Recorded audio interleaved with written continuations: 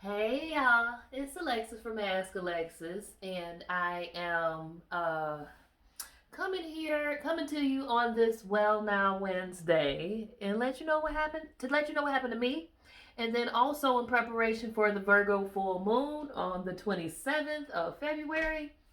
Um, so I have a sorted relationship with Virgo energy, right? Like it is I find its hyper analytical nature, even though I'm hyper analytical myself.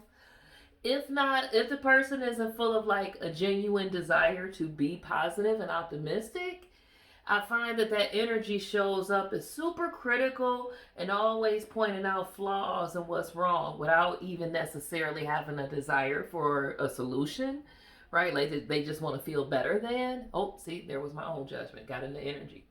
Um, and so I find that I don't feel as comfortable or safe to be myself in that energy because it's all based on their opinion of what right and wrong is. However, that don't mean I ain't affected by it just because I got a sorted relationship with it. So it's kind of like, how do I figure out how to love the thing that I have this sort of history with for my own benefit, right? Like, because I got to be affected by Virgo full moon energy. So, what can I do to make sure that I am the best I can be during this energy that make me feel like real self-loathing if I get too like critical of myself? And what I recognize is if you've been practicing meditation and mindfulness, you could catch your thoughts when they start to be judgmental. And if you catch them, there is an unmet desire right behind those thoughts, okay? There is an unmet desire behind that judgment.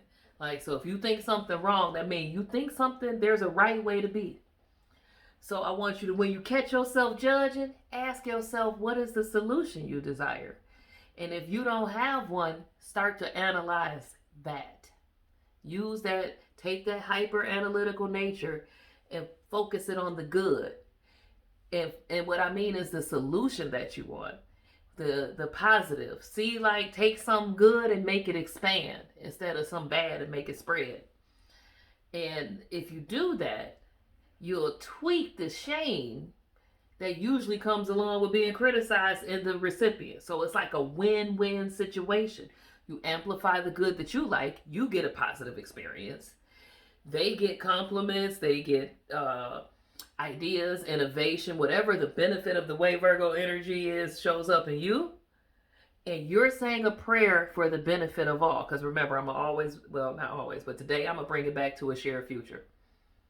I had a moment this morning, and this is what happened to me, where I was getting in my zone after having some coffee, and I was listening to music and singing along. And then I wept for unelevated ancestors of humanity. And then I prayed prayers for them to have safety and belonging and to rid themselves of shame and also to create equity for the harm that has been caused and the benefit of the all that is us. And I just let myself weep. But it didn't feel bad. I felt very warm and loving and safe. And I prayed that they felt the same way.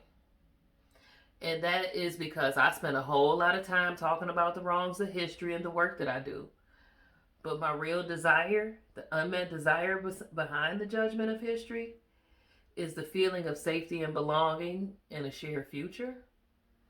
And so I'm going to go ahead and send some prayer, peace and blessing, grace, mercy, peace, whatever your what relationship is with the way your deities and ancestors show up in your life. Pray for a shared future. Pray for the things that the unmet desires to be there. And not just for you, for everybody. Because it's win-win or we all lose. So, on this Wellness Wednesday, remember, behind every judgment is an unmet desire. And pray, get active, focus on, meditate with, become friends with, whatever the unmet desire is behind your judgments. And you'll find you'll live a happier life and you'll judge significantly less. Talk to y'all soon.